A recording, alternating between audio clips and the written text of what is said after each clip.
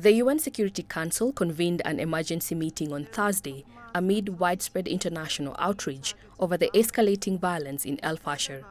The city in the western region of Darfur was finally taken from the army by the paramilitary Rapid Support Forces over the weekend following a lengthy siege. It means much of the country's west is now in the RSF hands. However, activists and rights groups allege the takeover was extremely hostile and led to the death of hundreds of innocent civilians, some of them violently executed. The UN reported killings of at least 460 patients and their companions by RSF fighters at Saudi hospital on Tuesday. They believe the situation could get even worse for those still trapped in the city. Communications have been cut off. The situation is chaotic. In this context, it is difficult to estimate the number of civilians killed. Despite commitments to protect civilians, the reality is that no one is safe in El-Fasher. The UN Independent International Fact-Finding Mission says it has been documenting serious violations of human rights and international humanitarian law. So we continue to receive credible reports and video images of ethnically targeted executions of unarmed civilians, assaults, sexual violence, widespread looting, destruction of vital infrastructure, and mass forced displacement. Humanitarian access remains blocked, making the situation of starvation and disease even more difficult for the civilians trapped in this situation. Those who fled El-Fasher, included wounded and unaccompanied children and women, risked further sexual violence. Following the emergency meeting, the Council called on both sides to lay down their weapons and refrain from violations of international law. Officials called for security and protection for those who wish to leave El-Fasher, especially women and children, and also urged any foreign actors who are supplying the army or the RSF to stop immediately. Stop arming this violence. Insist that stopping this conflict is more important than any narrow political or commercial interest. Those who want to leave El-Fasher must be able to do so safely. Those who remain must be protected. We further call on states to support targeted sanctions and arms embargo against those responsible.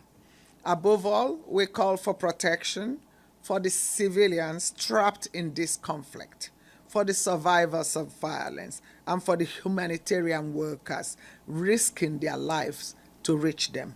The RSF now has near full control over the west and much of the south, and fighting has now intensified in the Kordofan region, which is wedged between Darfur and Khartoum. Attacks are continuing on Bara city, which is about 300 kilometers southwest of the capital. Conflict between Sudan's army and the RSF erupted in mid-April 2023 amid a dispute over a plan for transition to civilian rule. Sophia Shimechero, CGTN. Naba Muhyiddin is in Port Sudan and joins us live with more. Naba, what is the situation in Darfur? There are reports RSF is still carrying out attacks. What do you know?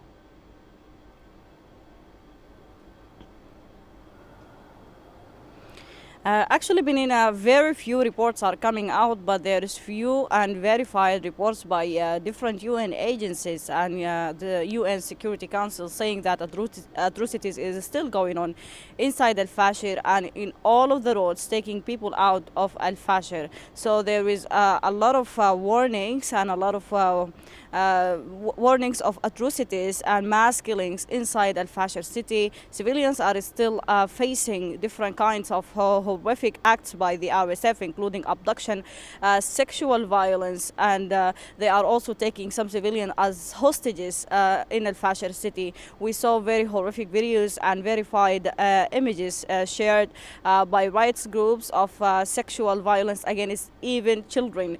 children under 5. So the situation is beyond catastrophic, and the slow response towards Al-Fasher crisis is of course worsening the situation for more than 150,000 people who are still trapped in Al-Fasher city. Some people are still trying to flee from Al-Fasher towards Tawila, but of course RSF militants are hindering or preventing them from reaching their direction. So people are killed in the roads, people are killed in the only passage that they can take from Al-Fasher to safer places, and some people are walking on barefoot towards northern states. So the situation is still beyond dire. Very few organizations, local and international organizations, succeeded in delivering necessities like water, clean water, and some food for people in Tawila amid a very low security situation and, of course,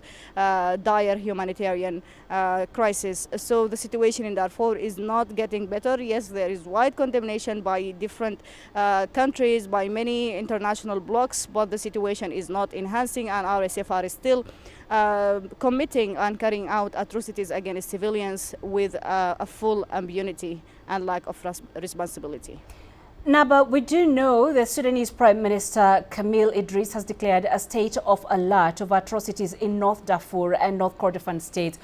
What does this state of alert mean, and what does it entail?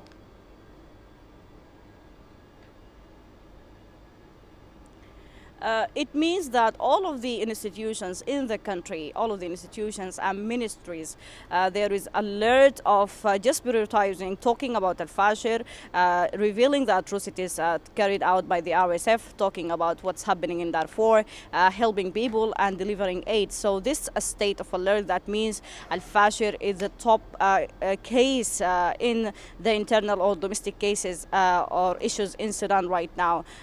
Also that it's expected to be followed by a military state of alert. That means that people are expecting that training camps for civilians to enroll and to involve in the training for a military alert or state of alert will be announced very soon. That means all of the males who are capable to carry weapons can, of course, involve in military training, and the country will develop necessary plans and deploy troops and deploy equipment in order to, of course, confront any potential risk, especially that Al-Fasher right now represent the last stronghold in Darfur, and RSF controlling Al-Fasher means that they will, of course, think about threatening other regions, including northern state and central Sudan. There is expectation that maybe RSF will again attack the capital Khartoum and central Sudan and northern states. So this alert of the state of alert announced by the PM means that all of the institutions right now